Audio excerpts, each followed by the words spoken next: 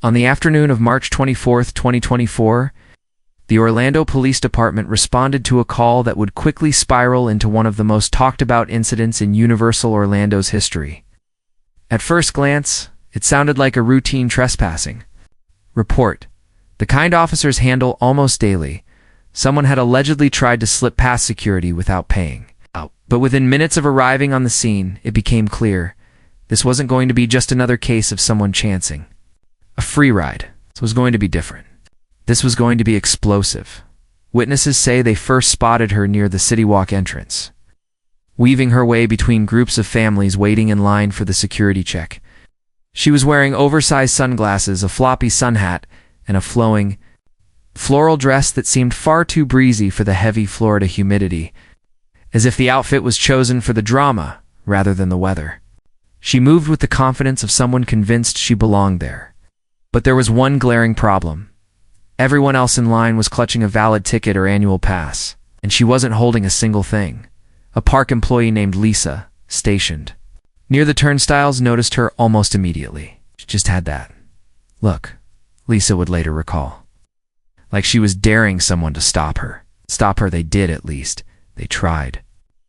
As the first security guard approached, she pretended not to hear him, her head tilting upward toward the looming roller coasters in the distance. When he finally tapped her on the shoulder, she whipped around, gave him a withering glare, and uttered the first of many infamous lines that would stick in the memories of everyone watching. "Do you have any idea who I am?" The guard, a young man barely in his 20s, looked baffled. He explained calmly that all guests needed to show a ticket before entering. But instead of producing one, she scoffed, threw her head back, and began explaining loudly enough for people 3 lines over to hear that she had personal friends on the board and that rules like this don't apply to her. By now, several people had their phones out, cameras rolling. In the age of social media, moments like this spread faster than wildfire, and the glint of phone lenses only seemed to fuel her. She stepped closer to the guard, standing so near. Their faces almost touched, and delivered another line that would become part of the viral clips. "I'm a paying citizen of this city. I have a right to enter."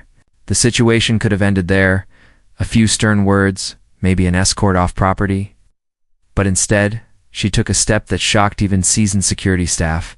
She lunged toward the turnstile, gripping the metal arm, and tried to shove her way through. In the shuffle, her oversized hat fell to the ground, revealing a tense, flushed face beneath. From the crowd, a young boy's voice rang out, "Mom, is that lady in trouble?" His mother quickly shushed him, pulling him closer. The air was thick with that uncomfortable blend of curiosity and secondhand embarrassment. But Karen, and yes, by now, the crowd was whispering the name wasn't slowing down. Security called for backup. 2 more staff members flanked her sides, urging her to calm down, to step away. Instead, she doubled down, loudly accusing them of targeting her, claiming she had been invited to a special event that didn't require tickets. The more they questioned her, the more elaborate her story became. By her third explanation, she was insisting she was a guest of the mayor. Then came the tipping point.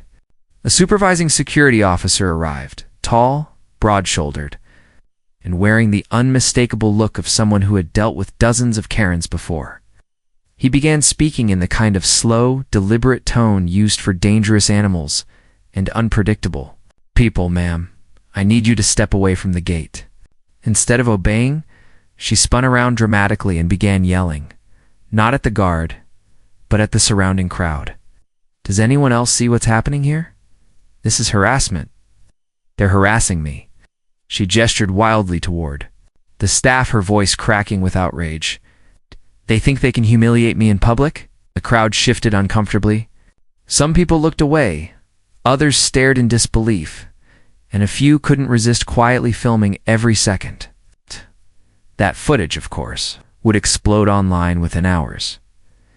It was at this moment that the first Orlando police cruiser pulled up to the entrance. The siren wasn't blaring, but the sight of uniformed officers stepping out made a noticeable ripple through the crowd. One officer approached calmly, hands visible and open. He introduced himself and asked for her name. She refused. He asked again. She folded her arms tightly, chin raised in defiance. "Ma'am," the officer said, "this is your opportunity to leave peacefully." She didn't move. Instead, she shot back, "I'm not leaving without my VIP access." At the officer's jaw tightened. Behind him, his partner subtly signaled to park security, a sign they'd likely have to escalate. As the officer explained the consequences of trespassing, Karen interrupted him, her voice rising to a near scream. "I am a law-abiding citizen, and I will sue every single one of you." That's when the officer stepped aside, revealing something no one in the crowd had anticipated: a small body camera already recording, capturing every second of the interaction. The sight seemed to knock her confidence sideways. For a moment she hesitated, but then she pressed forward. "Literally and figuratively, you don't scare me," she hissed. Within seconds, the officer informed her she was now trespassing on private property and would be escorted out. Her reaction was immediate and theatrical, clutching her chest, gasping, demanding to know if this is how Universal treats loyal fans. She dropped to one knee, claiming she felt faint. A skeptical voice from the crowd muttered, "She's just trying to get out of it." The police weren't buying it either. Gently but firmly, they took her by the arms and began leading her toward the exit. She protested the entire way, her voice carrying over the hum of roller coaster tracks and distant screams of delighted riders. "You're making the biggest mistake of your careers. My lawyer will destroy you." The irony, of course, was that the moment was already being destroyed by her own actions. Dozens of phones captured every flail, every accusation, every dramatic pause. One woman near the exit whispered to her friend, "This is better than the rides." And yet, as chaotic as the scene was, there was a strange, almost tragic undertone to it. Here was someone so desperate to assert power, to be seen as special, that she was willing to risk public humiliation, possible arrest, and a permanent trespass order. All for the sake of walking through a gate she could have entered legally with a $150 ticket. By the time they reached the police cruiser, her energy had shifted. She was still talking, still insisting she was the victim, but the volume had dipped, the words slower, less certain. The crowd began to disperse, the excitement fading into murmurs.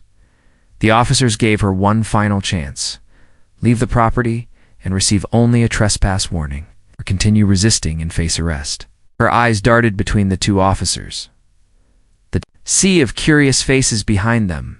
In the park she clearly wasn't getting into that day. Finally, she muttered, "Fine, but you'll regret this." As the officers walked her toward the edge of City Walk, one turned back toward the crowd and said, "Show's over, folks." But for everyone who had witnessed it, and for the millions who would soon watch the clips online, the show was just beginning. It was about entitlement, pride, and the moment when an unstoppable ego meets an immovable set of rules. If you're still watching right now, remember this: the smallest choices we make can set off the biggest chain reactions. In this story, we'll make you rethink everything you just saw, and you won't want to miss a second of it. So stick with me until the very end, because the real twist is still to come. For most people, that would have been the end of it. You get escorted out. Maybe you rant online later. Maybe you nurse your wounded pride in private. But Karen wasn't most people. No, she wasn't going to slink away quietly into the Florida afternoon. Instead of heading to her car, she stopped at the far edge of the parking garage, pacing in tight, agitated circles. She clutched her phone in one hand and a crumpled piece of paper in the other. Passers-by couldn't hear every word she muttered into the phone, but they caught fragments. Something about making them pay and getting back in. The face was still flushed, but now there was a coldness in her eyes. The look of someone who wasn't finished. 15 minutes later, Cherie appeared on the walkway that led towards City Walk. Only this time she wasn't alone. At her side was a tall man in a slick charcoal suit, polished leather shoes, and mirrored sunglasses. He moved with the confidence of someone used to walking into places without showing a ticket. Some witnesses later swore the man was a lawyer. Others insisted he was just a friend, maybe even someone she had hired for intimidation. Whoever he was, his presence changed the energy. Karen marched beside him, chin high, daring the world to challenge her again.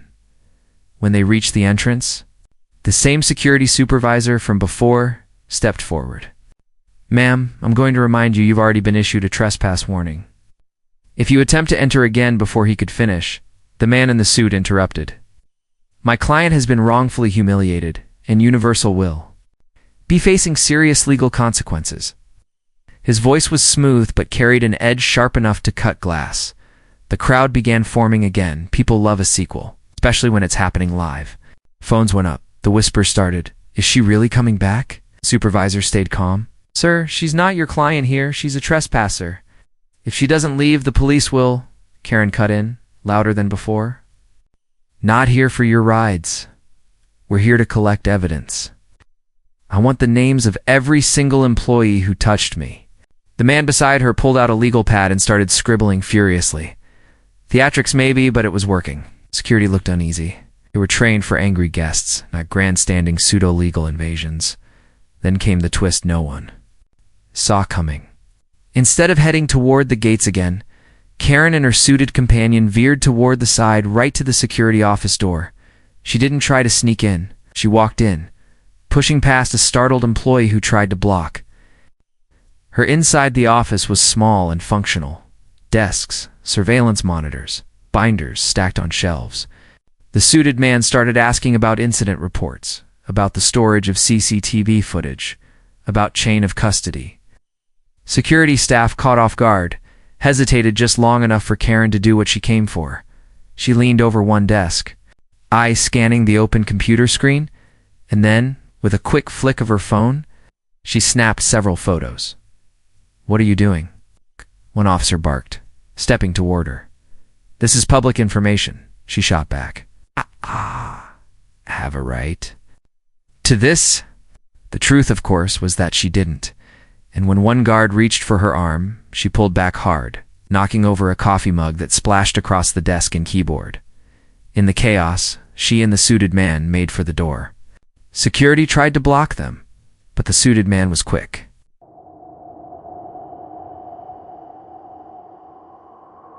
Holding up his phone to record and shouting, "You're on video assaulting a woman." They burst back outside, and by now, the Orlando police had been called again. The same officer from earlier was there, and his expression made it clear he had zero patience left. But here's where Karen's revenge plan revealed itself. She wasn't trying to sneak in this time.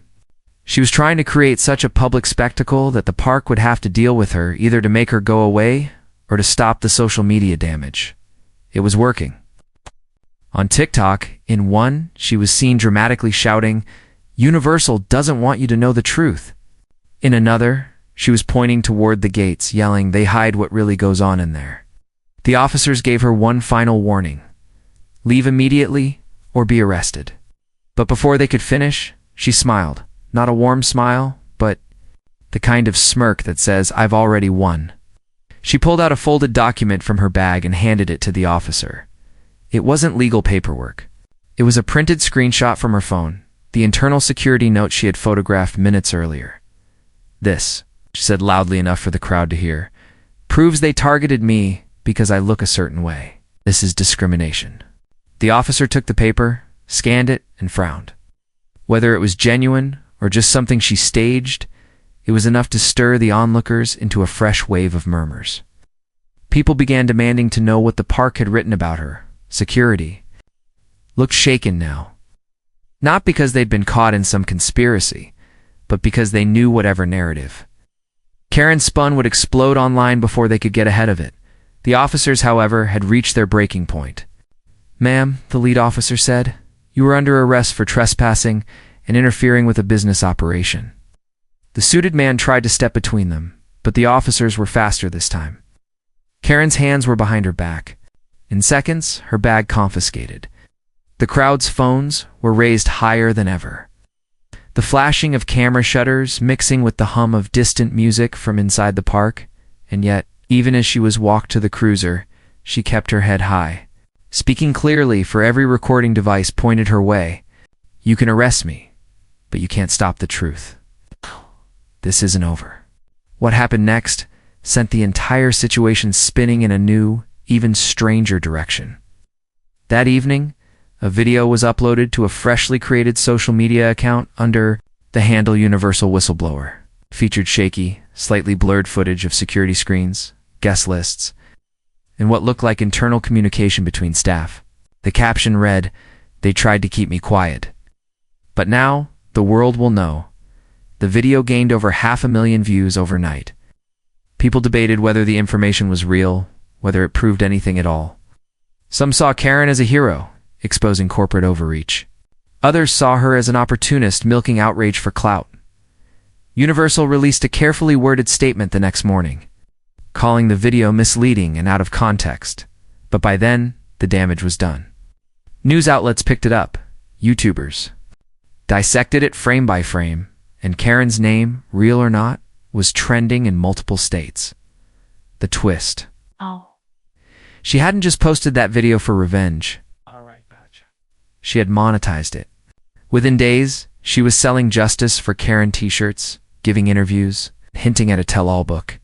And yet behind the bravado, there was a subtle shift. She wasn't showing her face in public anymore. The sunglasses and floppy hat reappeared, and her tone online became more measured. Whether she realized the stunt had gone too far, or was simply saving the next chapter for maximum impact, one knew. One thing was certain. Though what started as a simple act of sneaking into a theme park had turned into a saga of pride, power, and calculated revenge, the kind of story people retell over and over, each time with a little more disbelief in their voice. And if you've stayed with me until now, remember this: entitlement may spark the fire, but revenge? Revenge can burn the whole stage down. The next time you see a viral clip and think you know the whole story, ask yourself, what's really going on when the cameras aren't rolling? Because the truth might just be stranger than anything we could make up.